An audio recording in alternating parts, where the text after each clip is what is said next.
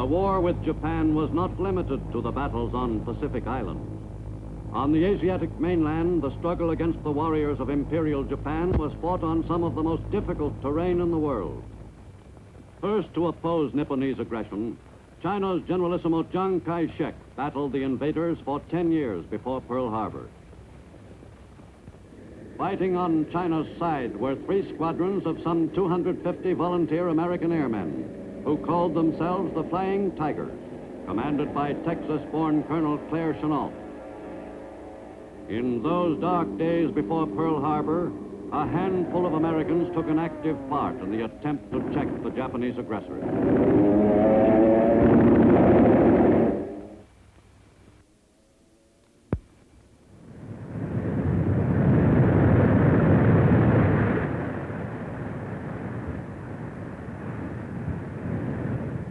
In the late 1930s, Japan extended its area of control on the Asian continent.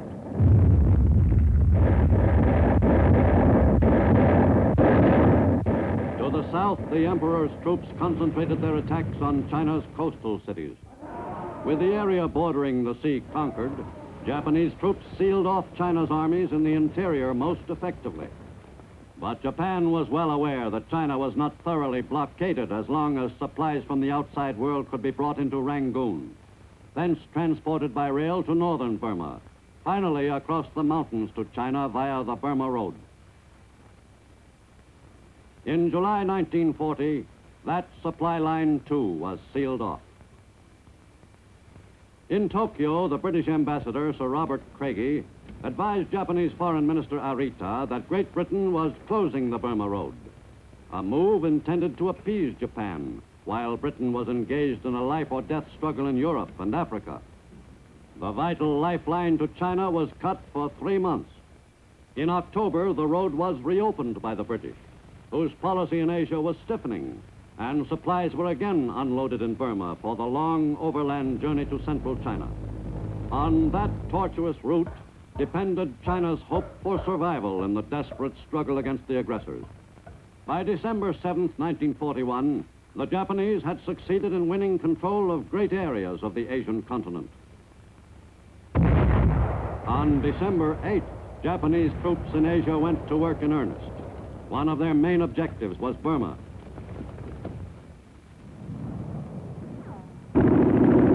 Japanese troops quickly took possession of Lower Burma, where the British oil wells were located.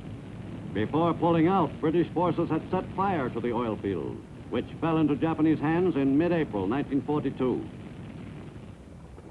The conquerors embarked at once on a program of winning over the Burmese to their own point of view. Speaking in Burmese, Japanese officers expounded the doctrine of Asia for the Asiatics. The natives in the areas already controlled by the Japanese were skeptical but curious. In the hills where Britain's Indian troops were in hiding, the Japanese were forced to go to a little more trouble to get their message across. Their propaganda was artfully introduced by authentic Indian music.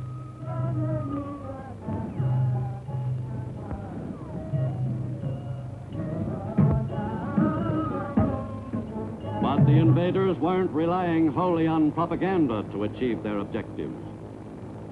The Burma Road was one of their most important targets in those early months 42.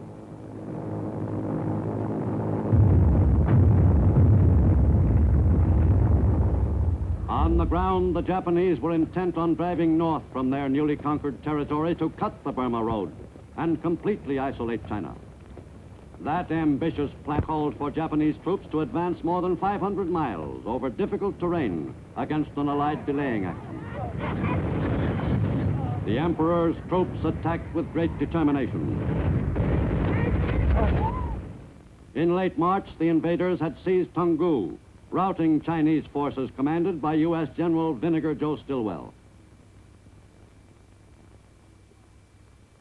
Thoroughly overpowered, the Allied forces retreated, followed closely by the Japanese, and finally reached Imphal in India just as the monsoon season began. Thus ended one of the most remarkable retreats in military history. Quantities of American munitions and equipment were seized by the enemy during the chase. In their conquest of Burma, the Japanese took a considerable number of British prisoners of war. British resistance in all of Southeast Asia was ended by May 1942. Throughout Asia, British prestige had dropped to a new low. With the Burma lifeline cut, a new route to China was devised, by way of India, thence by air across the towering Himalayas to beleaguered central China.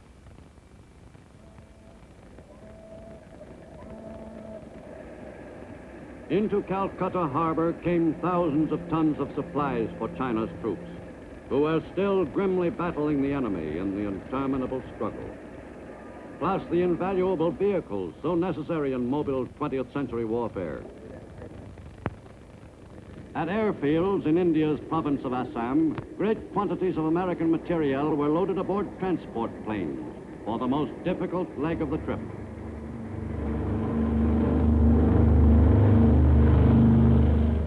The flight across the Himalayas came to be known in the CBI as flying the hump. Crossing the top of the world was a stirring experience for the airmen assigned to the run. The trip never became routine. The hump had to be cleared at more than 18,000 feet, and there were no possible spots for emergency landings below. Across the formidable mountains lay the plains of China. The airfield at Kunming was the eastern terminus of the hump run. The Chinese gratefully welcomed the weapons and supplies which would enable them to continue the long, desperate struggle against the invaders. But getting that equipment to the Chinese troops was far from an easy job. Transportation in the interior of China was still a primitive operation. The last leg of the trip was achieved by the most ancient methods, at a painfully slow rate of progress. Chiang's forces continued to fall back under the weight of fresh enemy attacks. The Chinese situation from a military standpoint was growing steadily worse. And with every Chinese defeat, thousands of civilian Chinese straggled back from the area seized by the enemy.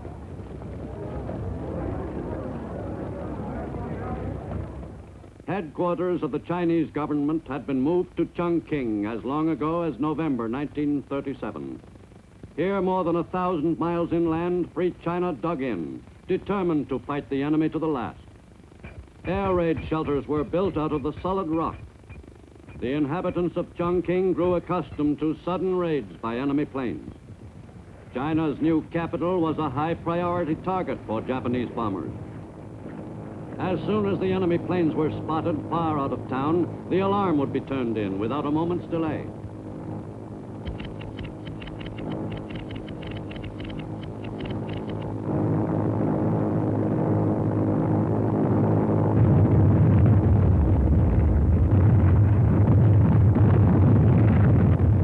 Chongqing was bombed with increasing frequency as the enemy gained ground in China.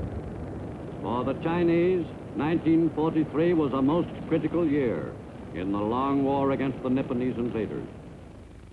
Chongqing was also a nerve center for the Chinese communists, who early in the war had agreed to cooperate with the nationalists in the fight against the common enemy.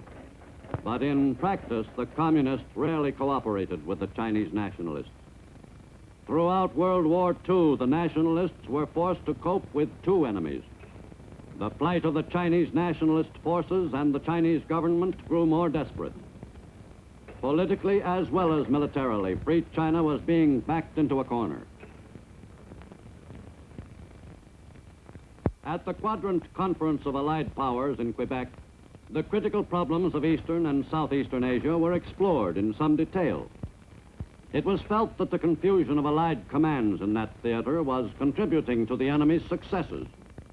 To help simplify the tangled situation, the Southeast Asia Command was created, to be headed by Admiral Lord Louis Mountbatten. The new commander took over his post with a great feeling of optimism. I feel very honored to have been appointed to the Southeast Asia Command. As you know, it is an Allied command, and I'm particularly proud to think that there will be United States forces and British forces fighting side by side in the Southeast Asia Command with our Chinese allies until we've finally thrown the Japs out and final victory is won. China's Generalissimo, unfortunately, did not agree on the conduct of the war with Lord Mountbatten, nor with his deputy, U.S. General Joe Stilwell. But on lower levels, the mixture of Allied forces worked more smoothly. Chinese troops were instructed in the techniques of modern warfare by American soldiers.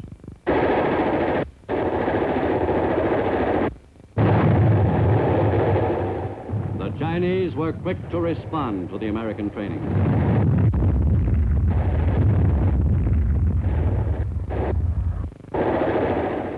From airfields in Chinese territory, U.S. planes of the 14th Air Force flew countless missions against the enemy, which was pressing the attack against the Chinese.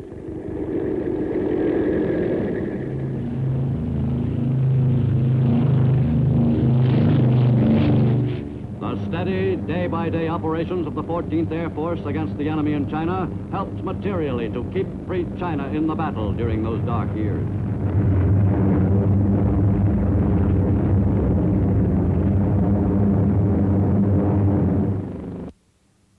In late 1943, Allied troops were set to embark on the road back to eventual final victory. In late December, at a small clearing in northern Burma, General Vinegar Joe Stilwell returned to lead the forces back to the territory from which he had retreated a year and a half earlier.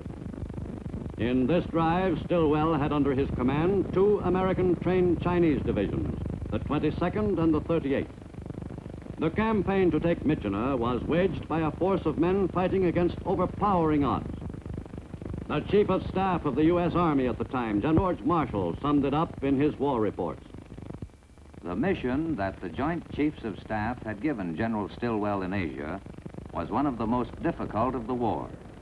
He was out at the end of the thinnest supply line of all. He could have only what was left. He had a most difficult physical problem of great distances, almost impassable terrain, widespread disease, and unfavorable climate. He faced an extremely difficult political problem, and his purely military problem of opposing large numbers of enemy with few resources was unmatched in any theater.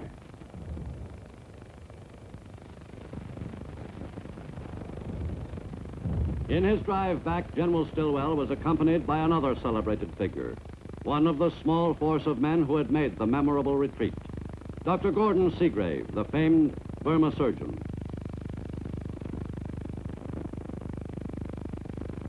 During 1943, work was rushed on an overland route from India to a junction with the Burma Road.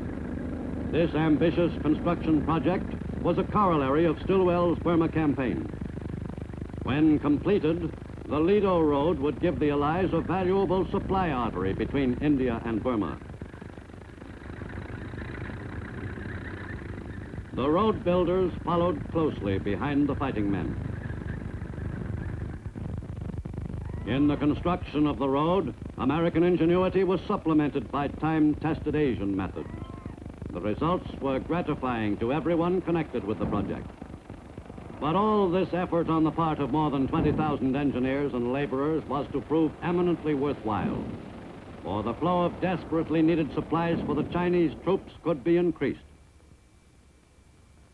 The enemy still held much of the area through which the road would pass. From Lido in India, the route would wind across the rugged terrain to Myitkyina in northern Burma, and then to a junction with the Burma Road, thus effecting a continuous highway from India to China. Behind the enemy's lines, U.S. General Frank Merrill and a band of 3,000 officers and men who called themselves Merrill's Marauders played a leading role in the fight to gain control of Myitkyina airfield. Since the Marauders were usually isolated, they were supplied by airdrops of food and munitions. This system of supply, on which the success of the Marauders depended, demanded a close liaison between air crews and the raiders.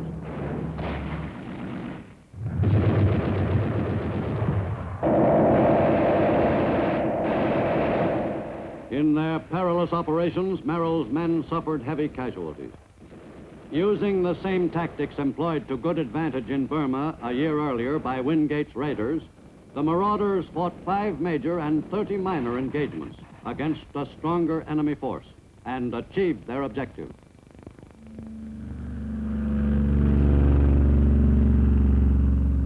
Gliders were employed to ferry some of the fighting engineers to Myitkyina Airfield. To many veterans of the theater, the struggle for Myitkyina Airfield signified the turning of the tide in Burma. The engineers arrived at Myitkyina Airfield soon after it passed into Allied hands in mid-May 1944. In fact, the airfield had just been seized from the enemy when work was begun on repairing the strip. The only all-weather strip in northern Burma, Myitkyina Airfield was vital to the success of the Allied campaign in that country. On the day after the strip was captured, General Stilwell arrived to pay his respects to General Merrill, whose marauders had succeeded in their difficult assignment. From Myitkyina Airfield, bombing runs could be undertaken against enemy forces in the fight for the territory surrounding the town of Myitkyina.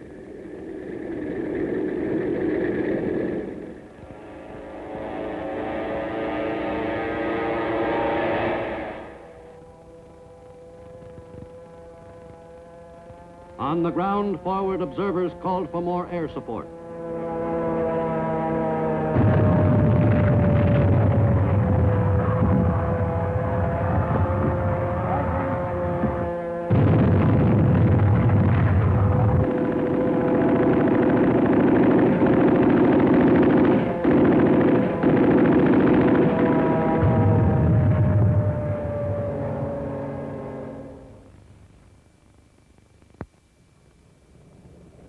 Just as important as the pressing military needs in the CBI were the diplomatic considerations. In an effort to keep peace among the Allied forces in the Orient, the U.S. sent several emissaries to Chongqing, among them Vice President Henry Wallace.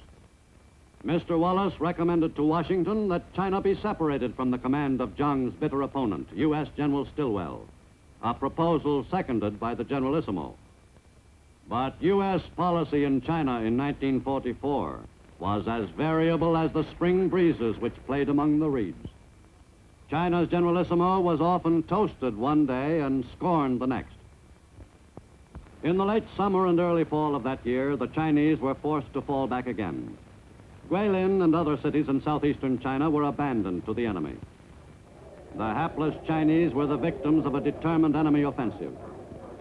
Only in China was the Allied position so weak that the enemy could still seize territory in considerable quantity. At Guilin and at Liuzhou, the U.S. 14th Air Force bases were in danger of being overrun and had to be abandoned.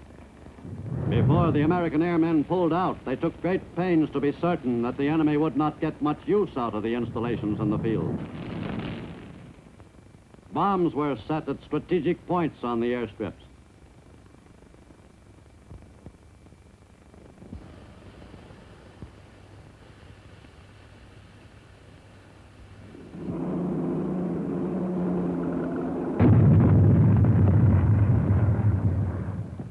The major air bases at Guilin and Liuzhou were evacuated in the autumn of 1944.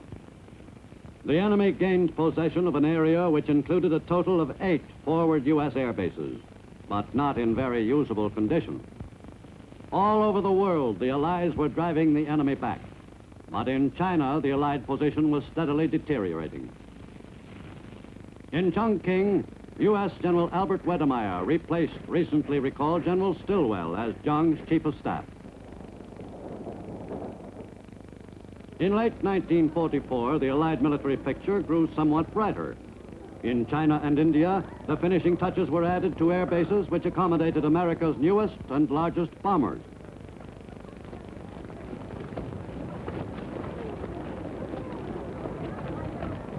From these bases, it was confidently felt, the enemy's offensives could be effectively dispersed by America's newest air weapon.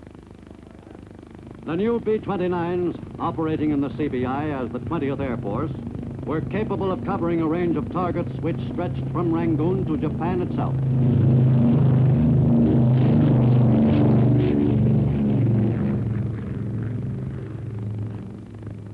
reconquest Burma, the superfortresses were used in softening up the enemy's hold on the country's capital and chief port, Rangoon.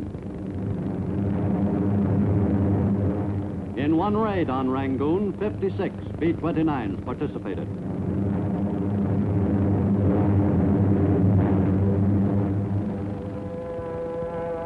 To the north, Mandalay was under attack by Allied planes and British ground forces for more than 2 months.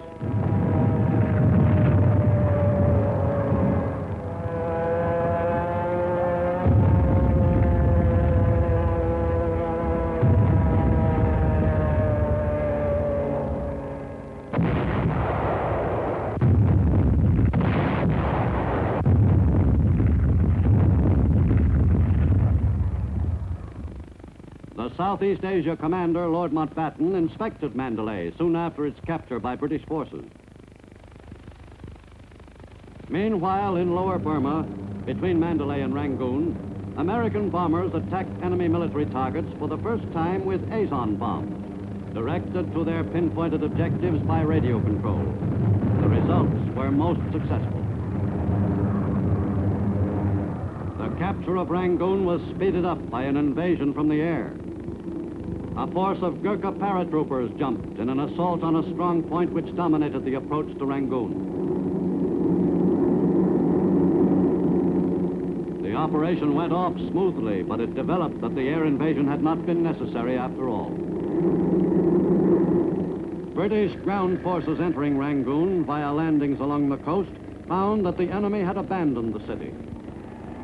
38 months after Rangoon had been forfeited to the aggressors, Burma's capital was once again in British hands. The reconquest of Burma had required the services of more than 1 million men. But final victory always made the long, bitter campaign seem worthwhile. In the retaking of Burma, a considerable number of British prisoners were liberated. Some had been taken captive by the enemy 3 years before, but throughout their long internment, they never gave up hope. In early 1945, the first truck convoy left from Lido, India, bound for China via the Lido and Burma roads, now linked. This invaluable artery across the rugged mountains helped materially to speed up the flow of supplies to China. But even in full operation, the overland route, christened the Stillwell Road, accounted for only a third as much tonnage as was flown across the hump in the waning months of the war. To facilitate the flow of fuel from India to northern Burma and China, several pipelines were constructed. From India, the fuel was pumped via pipe as far as Kunming, more than 900 miles away. Thus, one more lifeline was established with beleaguered China. In early 1945, the Chinese mounted an offensive and succeeded in forcing the enemy back somewhat in certain areas. But though the Chinese scored limited gains, the Japanese were by no means in retreat throughout China. By the closing months of World War II, the Chinese gained some ground, but also lost much valuable territory. Jiang's forces continued to attack, but even the most optimistic of his allies never felt that the Chinese could win back China.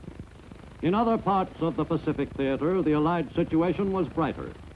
In September 1944, a group of islands in the Carolines was vital to U.S. success in the Western Pacific. From Palau, U.S. planes could launch attacks against the Philippines, preparatory to an invasion.